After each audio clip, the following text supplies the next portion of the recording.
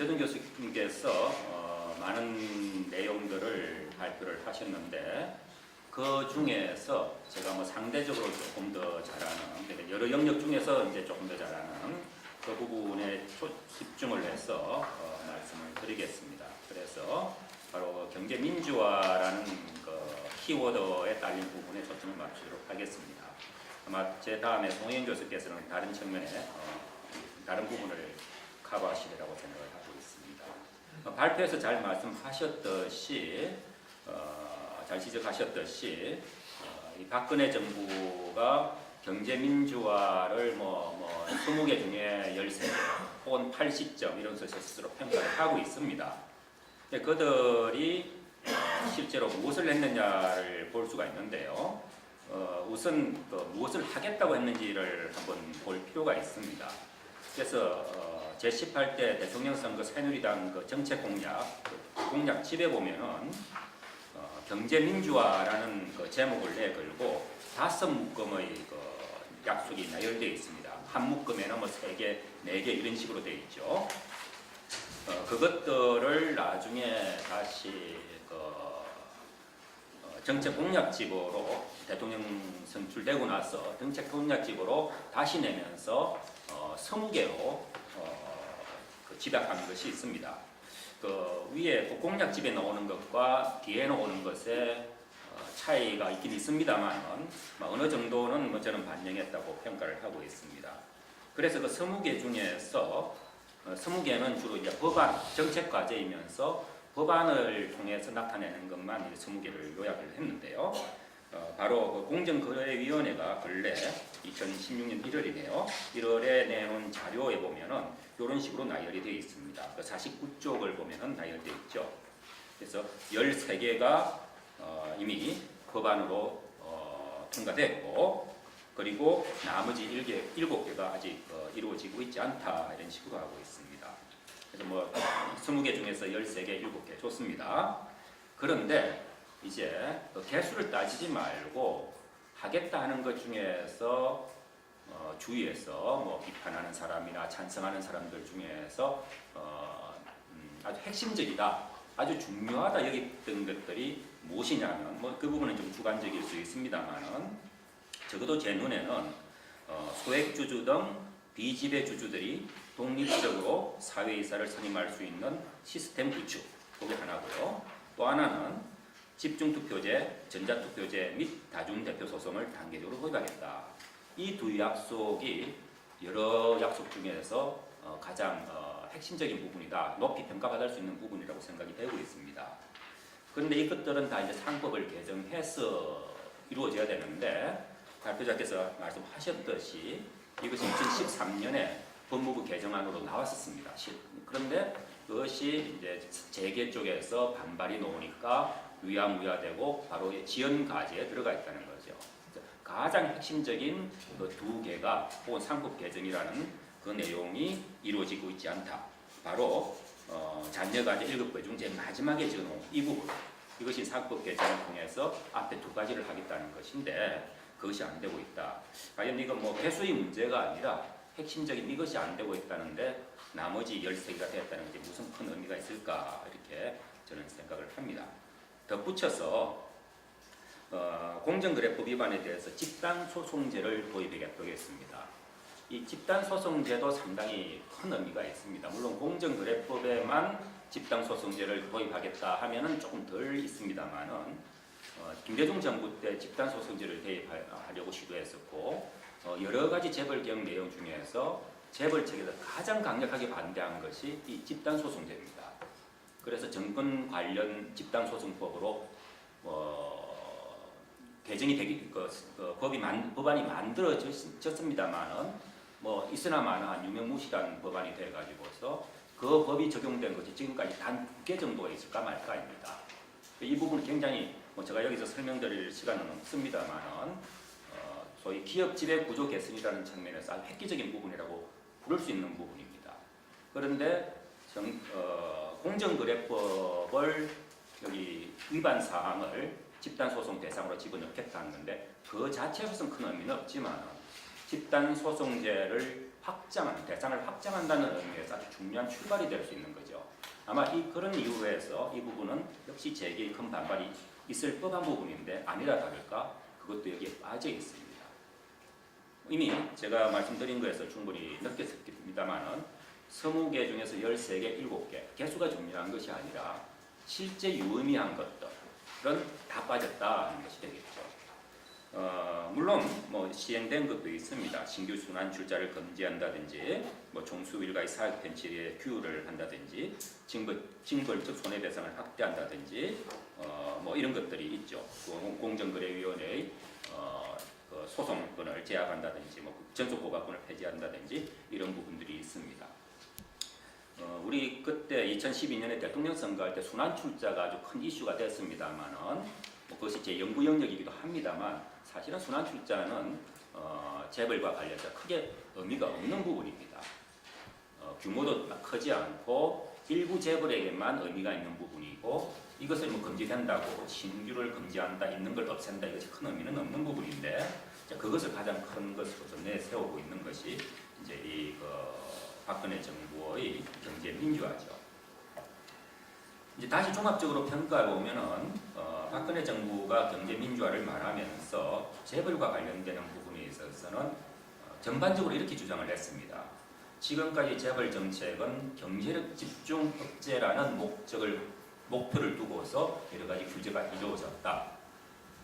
명시적으로 말하지 않았습니다만 더 이상 경제력 집중 억제는 경제 민주화 혹은 재벌 정책의 핵심 목표가 아니다라고 내부자들 사이에 토론하는 과정에서는 명시적으로 나왔습니다.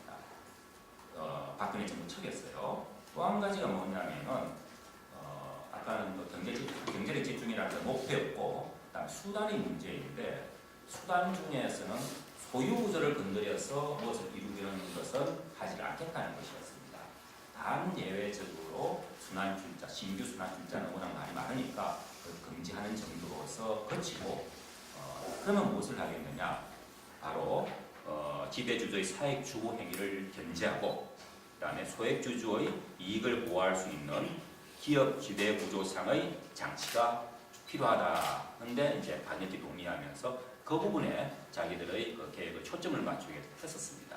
그 내용이 아까 말씀드린 상법 개정을 통한 이러이러한 것들, 다중대표 소속, 뭐 소액주주의 권한 행위, 또 이사들, 사회이사의 독립적 선임, 뭐 이런 내용들입니다.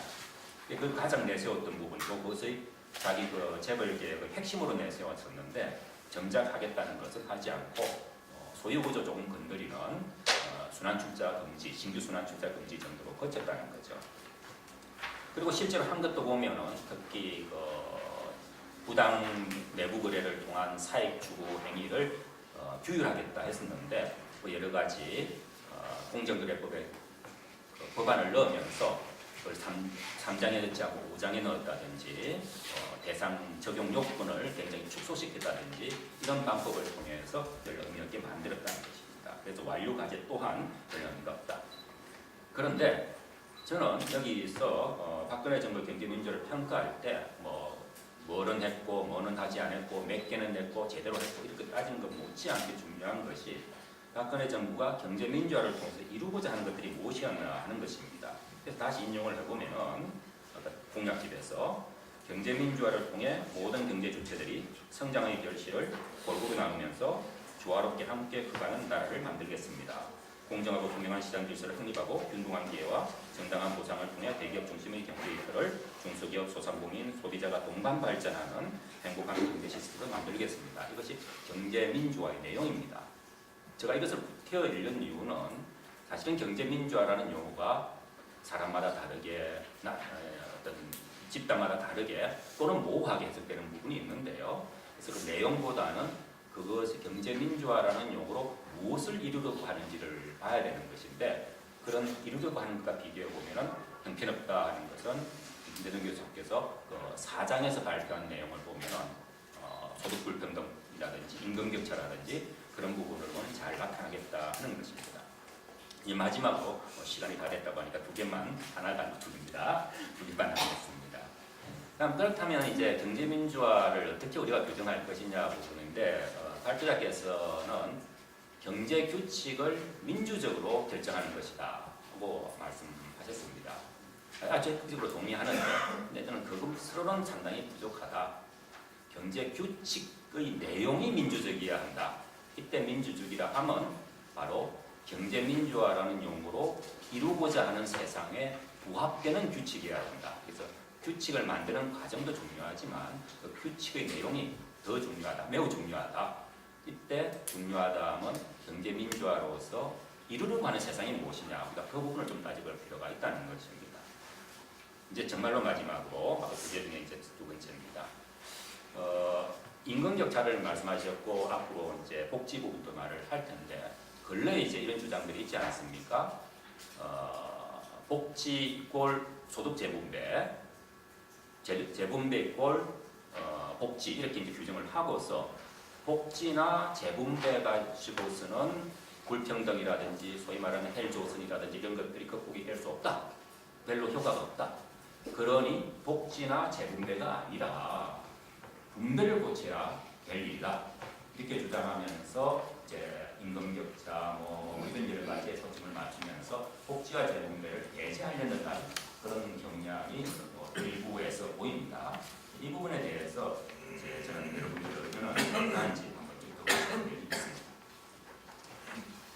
지난 그 대선 구호를 보면 MB 때 잃어버린 10년이었었고 747하고 함께, 그 다음에 이제 이번 정권에서는 경제 민주화인데, 아마 우리나라 정치사를 더듬어 보면 가장 성공적인 구호 중에 하나였던 것 같아요. 근데 제가 벌써 잃어버린 10년 얘기가 나왔을 때 여기 아마 계신 분들 계실 텐데, 우리나라 추세 성장률이 계속 떨어지기 때문에 매년 정권 바뀔 때마다 잃어버린 5년 얘기가 나올 거라고 얘기하는 것도 있고, 10년 뒤면 거꾸로 야당한테 당할 일이 있을 거라고 얘기 여러 번 한 적이 있습니다. 신문 칼럼도 쓰고. 근데 지금 딱 그렇게 되고 있습니다. 근데 제가 김종인 대표께 한 2년만 기다려주셨으면 좋았는데, 지금 잃어버린 8년으로 나와서 잃어버린 10년의 그 역공격의 효과가 좀 줄어들까 생각하고 있습니다. 지금 경제 민주화 얘기는 많이 하셨는데요. 아마 그 김진만 교수께서 비슷하게 얘기했으면, 이게 카운트보다 중요한 게 그 정권의 굉장히 청출 대표적인 공약이었으면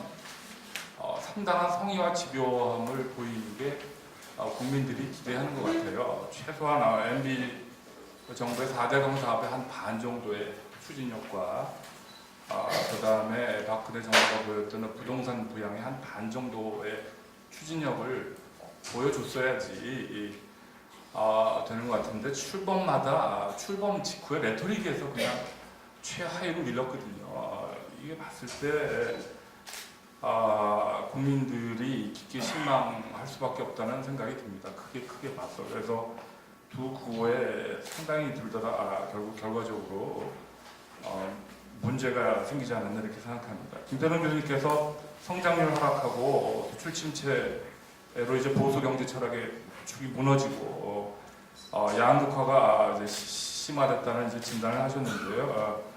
여기에 대해서 제가 반론의 여지는 전혀 없다고 생각합니다. 그런데 제가 하나 조금 그 사적으로 추가하고 싶은 거는 이러한 문제 상당 부분은 굉장히 깊은 구조적 요인을 갖고 있고, 또 심하게 외부적 요인이 굉장히 심합니다. 그래서 특정 정부의 잘못을 귀속시키기 굉장히 어려운 부분이 많습니다. 따지기 시작하면 이제 논쟁이 굉장히 길어져요. 가계부터 언제부터 시작했냐면 노무현 정부부터 폭발하기 시작했고 굉장히 복잡하고, 그래서 저는 이러한 논의에 조금 그 지향하는 게 좋지 않나 생각이 들어요. 그래서 어떻게 해야 될 건가? 저는 지금 이런 얘기하면 패배주의라는 얘기를 듣는데요.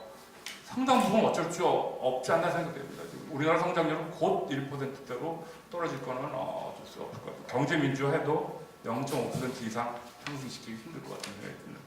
양극화도 결국 역사 경로 의존성 문제도 있죠. 70년대까지 걸어가야 되는데, 대기업하고 중소기업 문제인데 여기서도 어떻게 해야 될지 사실은 명확하지 않습니다. 아까 김진만 교수님께서 말씀을 하셨지만 근본적인 문제는 제 머릿속에서 잘 생각나지 않고, 최소한 부호하고 소득에서의 세제를 통한 재분배는 강구해야 될 때가 아닙니다. 우선 제일 먼저 해야 될 거는 세전소득하고 세후소득의 그 진위계수 차이가 너무 똑같습니다. 재분별 전혀 안 하고 있다는 얘기인데 여기에 대해서 일체적으로 뭔가 해야 될 거고 부테스트 종부세라는 형태의 제한이 있었고 사실 저는 거기에 대해서 굉장히 찬성하는 사람입니다. 그런데 그게 선거에 악영향을 미쳤다는 이유로 지금 여당 야당에서 지금 논의해서 제외되고 있습니다. 그래서 웰스텍스하고 소득택스의 여친성은 최소한 우리가 추구해야 되지 않을까 이 정도의 소극적인 생각만 하고 있습니다. 어쩔 수 없는 건 사실이지만 하지만 문제는 정확하게 짚어야 되고 어떤 정부나 그 다음에 여기를 정면으로 대응하는 정책을 제시해야 되고 효과가 없을지라도 그 다음에 그 과정에서 지금 국제금융 상황이 굉장히 어렵기 때문에 금융위기의 가능성을 최소한 올리지 않는 정책이 필요하다는 의미에서 몇 가지 적어봤습니다.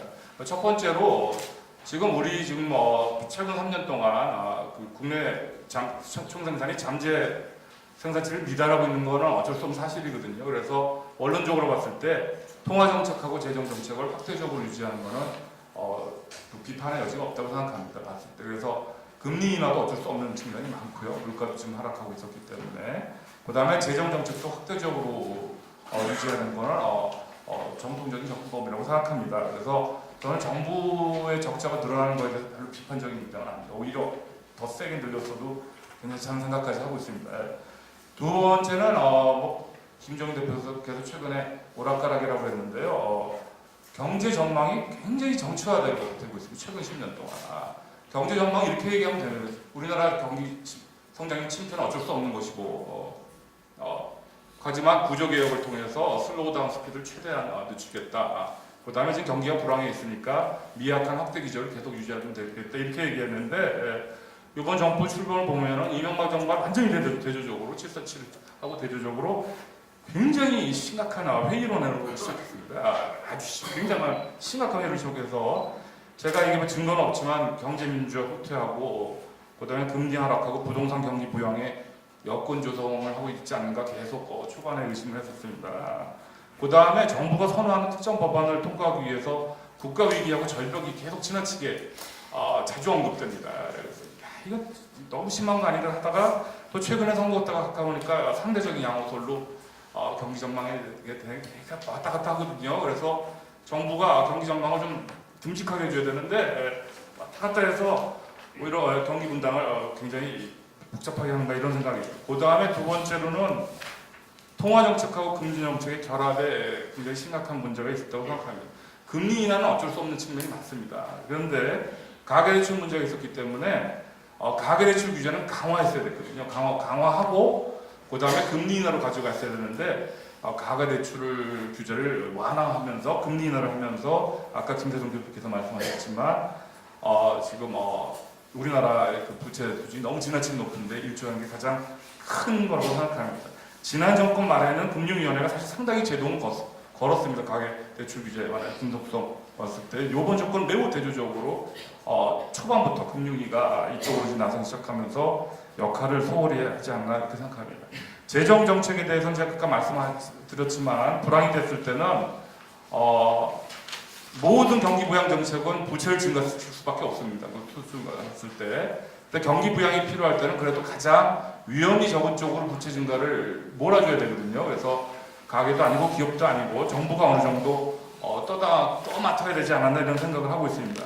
재정 적자가 문제가 되면 증세를 해야 되는데 문제는 지금 제가 알기로 느끼기로는 여권이나 보수 언론에서도 증세의 필요성을 상당히 동감하고 있는 걸로 제가 이해하고 있습니다. 증세 필요성을. 그럼에도 불구하고 지금 증세 논의가 금기시되고 있습니다. 지금 그러면서 이 모든 정권이 모든 그 정책이 이 증세 논의 금기라는 프레임워크에서 진행되기 때문에 문제가 좀 있지 않나 생각이 됩니다. 그래서 그다음에 기업소득 환류세제는 사실은 올바른 방향이었다고 생각합니다. 기업소득 환류세에서 그 내수를 진작시키는 건데요. 사실 수학적으로 이 제도하고 법인세율을 증가시키고 동시에 투자소득공제를 강화하면 거의 동일한 효과를 얻습니다. 근데 이것도 이렇게 가지 않는 길이라고 그러고 굉장히 익숙하지 않은 정책 조합으로 간 것도 저도 좀 문제가 있다고 생각합니다. 법인세율 증가를 시키면 투자 안 하면 세수가 더 거치는 거고 투자하면 원했던 효과를 얻는 거고 세수는 못 걷고 그렇게 되는 거죠. 그래서 전 전통적인 방법으로 충분히 재정 정책의 조합을 가져갈 수 있다고 생각합니다. 부동산 금융청이 이미 말씀하셨지만 원래 부동산 부용의 목적은 일본화의 방지였습니다. 부동산의 금담을 막아서 일본을 방지했는데 다시 거꾸로 일본화 가능성을 오히려 증가시킨 측면이 굉장히 강하고, 근데 두 번째 문제는 부동산 담보대출을 좀 전문적인 얘기지만 풀어가지고 제2금융권에서 은행으로 대출 구조를 변화시켜서 금융의 안정화를 꾀한다는 건데 결과적으로 달성되지 못했습니다. 지금 제2금융권 대출도 엄청나게 다 늘었습니다. 그 다음에 세 번째 목적은 뭐냐면 부동산 가격 상승 기대를 일으켜서 가격이 오른다는 느낌을 해서 전세 수요자가 매매 수요를 전환시켜가지고 전세 가격을 하락시키는 게 또 목적이었었는데 이것도 지금 실패했습니다. 그 다음에 가장 원론적으로 제일 큰 문제는 뭐냐면 이런 상황 때문에 지금 가계부채하고 한계기업 증가가 굉장히 증가했기 때문에 통화정책이 운영폭이 매우 제한되어 있다는 한국은행에서 지금 금리를 올리게 되는 어쩔 수 없는 상황이 있을 수 있는데요. 금융위기가 굉장히 심화되면 여기서 금리를 올리게 되면 굉장히 큰 타격을 줄 수밖에 없는, 그래서 결국 통화정책 운영폭을 상당히 제한하는 쪽으로 문제가 생겼습니다. 마지막으로 좀 시간을 제한을 해주셔가지고요, 약간의 생각해볼 거리가 되겠는데, 부실기업을 만약에 지금 이게 굉장히 큰 문제인데 부실기업을 제대로 구조조정 시작하지 못한 게 사실은 MB 정부 말부터 시작했어야 됐던 거거든요. 이게 계속 밀리면서 지금까지 온 건데 이걸 뭘 해야 될 건가? 만약에 항상 우리나라 정부는 계속 쓸어 담거든요. 밑에다 놓고 부실을 감추고 자꾸 미루다가 어쩔 수 없는 순간에 가서 뭔가를 하는 게 이제 우리나라 금융의 특징인데, 아까 그 금융감독의 독립성 제고를 아까 말씀하셨어요. 저는 이게 옳다고 생각합니다. 최소한 금융감독위원회가 한국은행 정도의 독립성은 갖도록 금융위원회를 조직을 바꾸든지 금융감독이 내로 안으로 집어넣지 해야 될 것 같고, 그 다음에 문제는 이제 금융공기업하고 지금 모든 금융구조조정은 항상 거기에 지금 수출입은행이나 산업은행이 주체적 권역이기 때문에 금융공기업이 지금 들어가 있습니다. 그 다음에 일반은행이 또 거기에 끼어 들어가서 구조조정을 조정해야 되는데요. 이 모든 아까 금융감독원, 금융공기업, 일반은행 이게 다 정권하고 밀접한 매우 관계를 유지하시는 분들로 계속 채우거든요. 근데 이 문제에 관해서 지금 김 교수님께서 말씀을 안 하셨지만 정권 교체형 그 관료제를 이제 주장하는데 우리나라는 겉으로는 그 직업 관료제를 표방하고 있거든요. 그리고 이제 거꾸로 이제 역관제라고 그래가지고 미국에 썼던 스포일 시스템 같은 경우는 정권 교체하면서 국장급 이상을 다 가하는 거거든요. 저는 이게 이제 좀 겁납니다. 왜냐하면 정권 항상 교체되는 거거든요. 항상 우리 편만 있는 게 아니거든요. 이런 상황에서 이게 정권 바뀔 때마다 지금 또 국민연금이 중요하거든요. 국민연금 또 관리하는 사람을 누가 하겠어요. 또 무슨 방 5인방 6인방이 또 할 수도 있고, 그러니까 우리나라가 과연 이 역관제가 바람직한가가 이제 문제가 되겠습니다. 그 다음에 구조 조정을 갖다가 빨리 했어야 됐다. 그렇게 되면 해고가 어마어마하게 일어나야 됩니다. 해고가. 근데 한진중공업 경우를 한번 생각해 보겠습니다. 한진중공업이 어떻게 보면 선제적인 구조 조정이었는데, 그 문제에 대해서 진보가 좀 입장을 정했고, 그 다음에 외국인 법인 먹튀 논란도 또 오더라고요. 어디다가 팔아야 되는데 구조조정할 때 그 중에서 일부는 외국인 법인한테 가야 되거든요. 어쩔 수 없는 많은 상황에서 여기에 대해서도 좀 많은 생각이 좀 있었으면 합니다. 김태동 교수님 아주 그냥 치밀하고 방대한 양의 정리를 해주셔가지고 저도 크게 공부가 많이 된 것 같습니다. 그런 말씀드리고요. 그걸 읽으면서 느꼈던 몇 가지를 좀 말씀드리고요. 교수님이 마지막에 쓰셨던 그 정책 제안과 관련해서 중요한 거 한 두 가지만 말씀드리고 나머지는 뒤에 시간이 되면 추가적으로 말씀드리도록 하겠습니다. 그 3년 전에 그 박근혜 정부가 출범할 때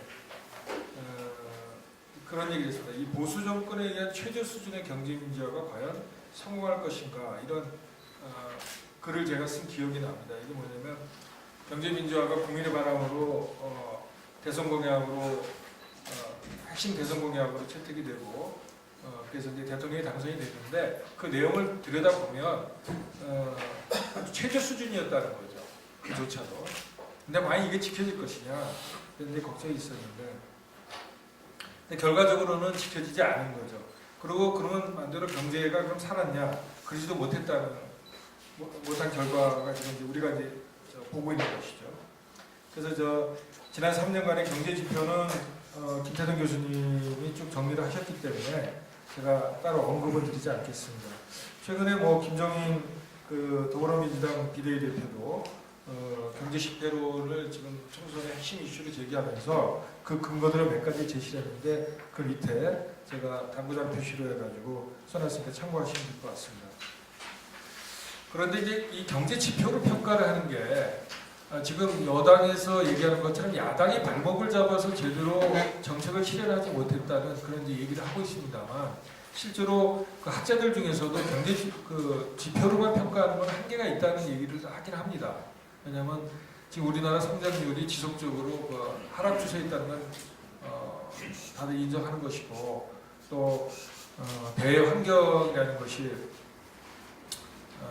또 다를 수 있고 또 대통령제하에서 지금 여당이 제기하는 것처럼 국회에서 얼마나 협조를 하느냐에 따라 또 달라질 수 있기 때문에 그래서 이제 중요한 게 민생이 얼마나 나아졌느냐는 측면에서 봐야 되는데 여러 가지 방법이 있겠습니다만 최근에 국가미래연구원에서 민생지수를 발표한 걸 보면 김광두 국가미래연구원 원장님이 원래 박근혜 후보 대선 때 경제교사 얘기도 듣고 공약에 참여했던 분 아니에요. 그러니까 그분이 평가를 했으니까 아마 객관성이 있다고 생각이 드는데 노무현 정부 5년과 이명박 정부 5년, 박근혜 정부 3년을 이렇게 보면 계속 민생 지수도 떨어지고 있는 걸로 나오고 있습니다. 그만큼 국민의 삶이 나아지지 않았다는 걸 보여주는 것 같고요. 그러면 왜 그렇게 실패를 했냐? 저는 이제 MB 때 교훈을 잠깐 말씀드리고자 합니다. 엠비노믹스 우리가 흔히 아는 것처럼 747, 300만 개 일자리, 청년 실업 절반으로 낮추기 여러 가지 이제 장밋빛 보호가 있었는데 제대로 안 됐죠. 근데 왜 안 됐느냐? 저는 그 실패가 예고된 거였다 그렇게 이제 봅니다. 왜냐하면 두 가지인데 하나는 이 경제민주화에서 가장 중요하게 생각되는 게 약자에 대한 보호도 있지만 공정한 시장경제 질서 확립이 굉장히 중요하거든요. 그런데 이제 아시다시피 엠비노믹스의 가장 핵심적인 건 뭡니까? 비즈니스 프렌들이 친기업해가지고 각종 필요한 규제들을 없애는 거였거든요. 이러다 보니까 시장이 공정한 시장경제가 이루어지는 게 아니라 일종의 이제 규제의 공백 상태로 간 거죠. 이게 재벌들이 자기 마음대로 한 거죠. 그러다 보니까 양극화와 불평등이 더 심화되고 시장 질서, 공정한 시장 질서의 경제 질서는 파괴되고 이런 것처럼 그런 원칙속도 잘못됐다는 거 하나고요. 그러니까 친기업이 아니라 사실은 친시장으로 갔어야 되는 것이죠. 그걸 이제 혼돈하는 게 이게 가장 큰 원칙의 오류라고 생각이 들고요.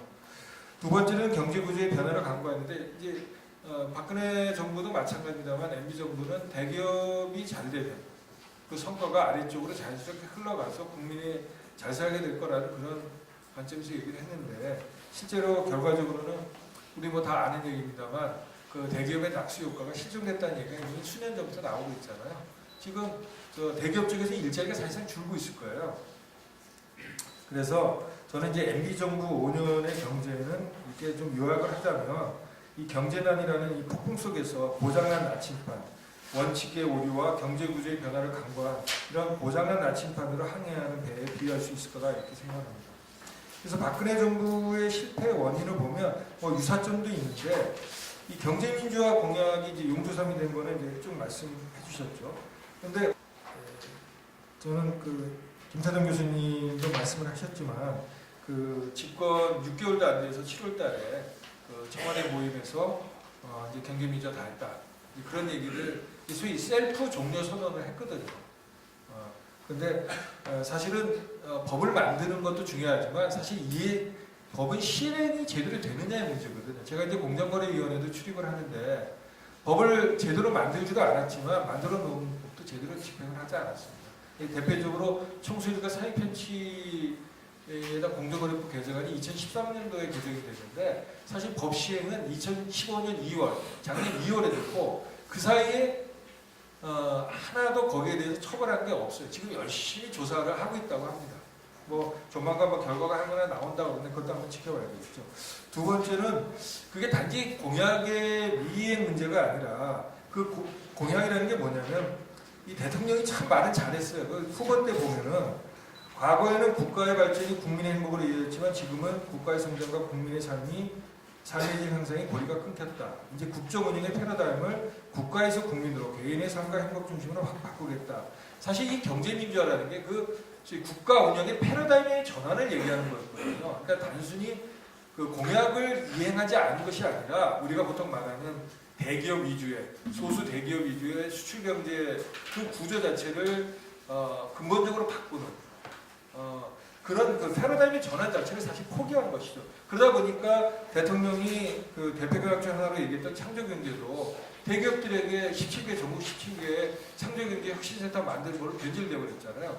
제가 이제 대기업 사람들한테 얘기를 들어보면 이거 정권 끝나면 바로 센터 이거 문 닫는다는 얘기를 공공연하게 기자들을 합니다. 자기네들 이제 하고 싶어서 하는 게 아니거든. 집권 초 6개월 동안 승부를 봐야 된다는 말을 많이 하지 않습니까? 그러니까 한편으로는 경제 살리기 하다가 또 한편으로는 구조조정 얘기를 하니까 이게 지금 개혁의 타이밍을 놓쳤다 그런 얘기를 하고 싶고요.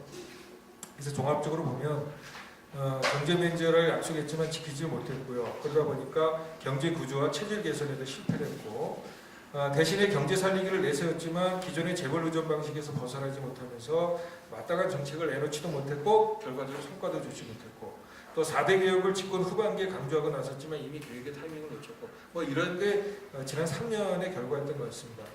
그 마무리 관련해서는 제가 세 가지만 간단하게 말씀드리겠습니다. 지금 김세동 교수님 뒤에 정책 제안에 여러 가지가 있는데 그 중에서 나머지 부분은 다음 기회에 말씀드리기로 하고요. 하나는 이제 재벌 개혁인데요. 그 사실 지금 재벌 개혁이라는 게 공정한 시장 경제 질서 확립 측면에서 이제 얘기를 하는데 그 재벌 규제의 대부분이 사실 사전적이고 금지적인 규제입니다. 뭐는 하지 마라, 뭐는 하지 마라 이렇게 되어 있거든요. 그런데 아시다시피 그 재벌 규제의 기본적인 틀은 1980년대에 만들어서 지금까지 유지되고 있는 거거든요. 그때는 재벌들이 진짜 잘 나갔던 때죠. 지금은 어렵지 않아요. 그래서 지금 사실은 이중적 과제가 있는 것 같아요. 하나는 지금 뭐 삼성도 걱정할 판이니까 그러니까 재벌들을 살리면서도 재벌들에 대해서 제대로 된 규율을 하는 것.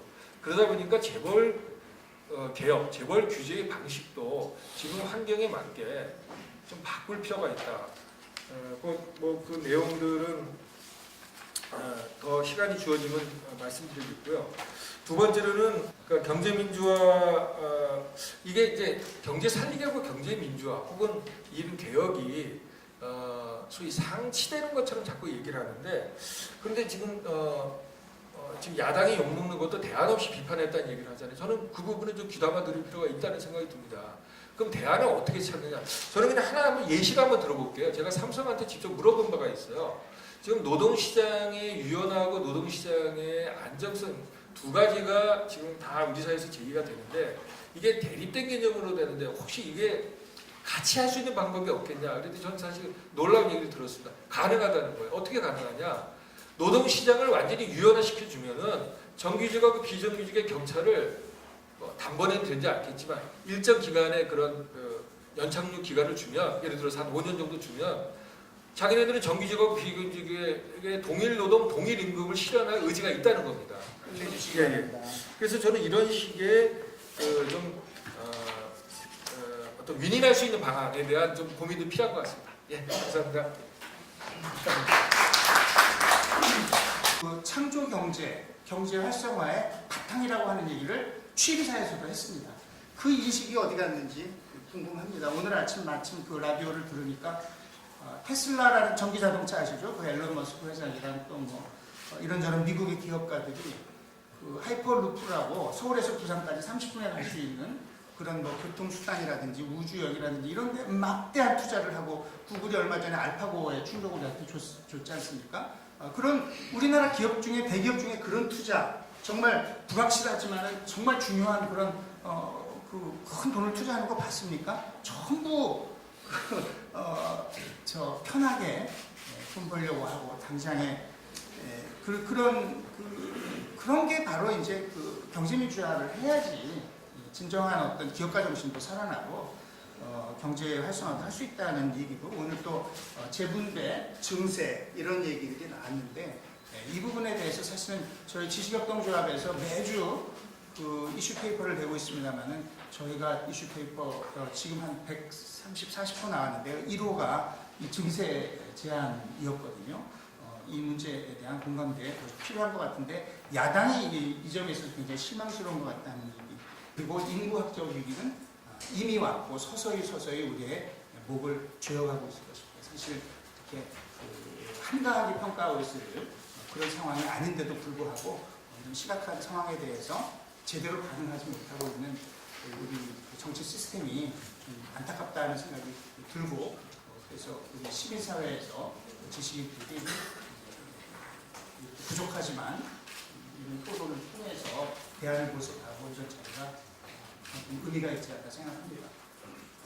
마지막으로 김태동 교수님께 정말 1분만 드리겠습니다. 그 경제 민주화는 사실 그 변영윤 선생님이 하시는 서울사회경제연구소에서 노태우 정권 때 뭐 경제 민주화의 길이라는 그 청소도 내가 했었습니다. 상당히 오래된 문제인데 정치 민주화 30년이 됐지만 경제 민주화는 아까 송 교수님 말씀하셨듯이 박근혜 정권이 뭐 잘했다 하는데도 100% 틀린 건 아니에요. 약속에 비하면은 이제 약속을 거창하게 놓고 이제 안 한 점은 있는데, 또 다르게 보면 노무현 정권이나 김대중 정권에서도 오히려 재벌 개혁이 후퇴한 적이 있었거든요. 그래서 제가 여기 아까 말씀을 못 드렸는데,